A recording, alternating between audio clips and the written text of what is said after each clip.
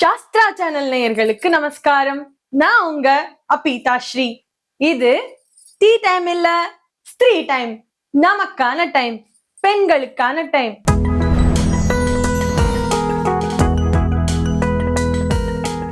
இன்னைக்கு நம்ம என்ன பார்க்க போறோம்னு சொன்னா, பொதுவா பெண்கள் எல்லாரும் ஹை ஹீல்ஸ் போட்டுக்கிறாளே, எங்க போனாலும் ஹை ஹீல்ஸ் போட்டுக்கிறா.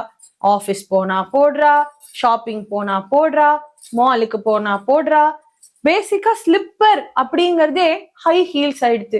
ஹை ஹீல்ஸ் போட்டா என்னென்ன இஷ்யூஸ் எல்லாம் வருது அதெல்லாம் நம்ம பார்ப்போம். ஹை ஹீல்ஸ் போடுறதுனால நம்மளோட பாடி கண்டிஷனே மாறி போயிடுறது. அதாவது டோ டில்ட் ஆகுது இல்லையா, அப்போ நம்மளோட எல்லாமே அப்படி டில்ட் ஆகி கனெக்ட் ஆயிருக்கிற ஒவ்வொரு நர்வ்ஸும் டில்ட் ஆகுது. சோ அப்படி ஆகும்போது ஹார்மோனல் இம்பேலன்ஸ், பிளட் சர்க்குலேஷன் அப்படி எல்லாமே பாதிக்கப்படுறது. ஹெல்த் இஷ்யூஸ் வர்றது பொதுவா சொன்னா. சரி, அதெல்லாம் ஒரு சைடு இருக்கட்டும். என்னத்துக்கு ஹை ஹீல்ஸ் போடுவானே, அது போடுறதுனால என்ன வரப்போறது? நமக்கு என்ன நம்மள ஒசத்தி காமிக்கும். அது நம்மள ஒசத்தி காமிக்கிறதா நினைச்சுண்டு நம்மள நாமளே தாழ்த்திக்கிறோம். அதுக்காக ஹை ஹீல்ஸ் போடணுமா? இதுதான் நான், இப்படிதான் இருப்பேன், நான் இவ்வளவுதான்ப்பா ஹைட்டு, பகவான் நமக்கு இதுதான் கொடுத்திருக்கார் அப்படிங்கறத நினைச்சுண்டு ரொம்ப ஹாப்பியா நம்மள நாமளே இதுதான் நான் ப்ரொஜெக்ட் பண்ணிக்கிறதுல என்ன இருக்கு? இதுல என்ன தயக்கம்?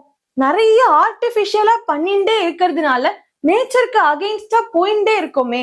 சன்ஸ்கிரீன் போட்டுக்கிறோம், மேக்கப் பண்ணிக்கிறோம். ஏன் சன்ஸ்கிரீன் போடணும்? நேச்சுரலா சன்லைட் வாங்கிக்கலாமே. மேக்கப் போட்டுக்கிறோம், கண்ணுல மை இட்டுக்கிறோம், நேச்சுரலா மை பண்ணி இட்டுக்கலாமே. அதுல என்னென்னமோ சொல்றா, ஐ ஷேடோங்கிறா, ஐ லைனருங்கிறா, காஜலுங்கிறா. எதுல இருந்து பண்றான், என்ன கெமிக்கல், எதுவுமே நமக்கு தெரியறது இல்ல.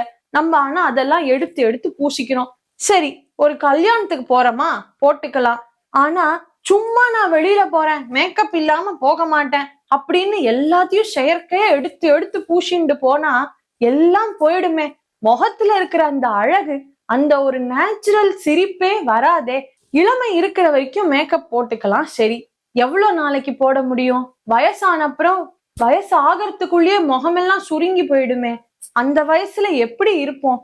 இதுதான் நான், இவ்வளவு அழகா நான் இருக்கேன் அப்படின்னு நம்மள நேச்சுரலா அக்செப்ட் பண்ணிட்டு தானே இருக்கணும். அதனால நேச்சருக்கு அகெயின்ஸ்டா போகாம, அதாவது ஆர்டிபிஷியலா ஒர்க் பண்ணாம, இந்த சோசியல் மாடர்ன் கன்சர்ன் அப்படிங்கறத, இந்த ட்ரெண்ட்ஸ் எல்லாம் ஃபாலோ பண்ணாம, நேச்சுரலா நான் இப்படிதான்ப்பா அப்படின்ற கர்வத்தோட எவ்வளவு பியூட்டிஃபுல்லா நம்ம ப்ரொஜெக்ட் பண்ணிக்க முடியுமோ அப்படி இருப்போமே.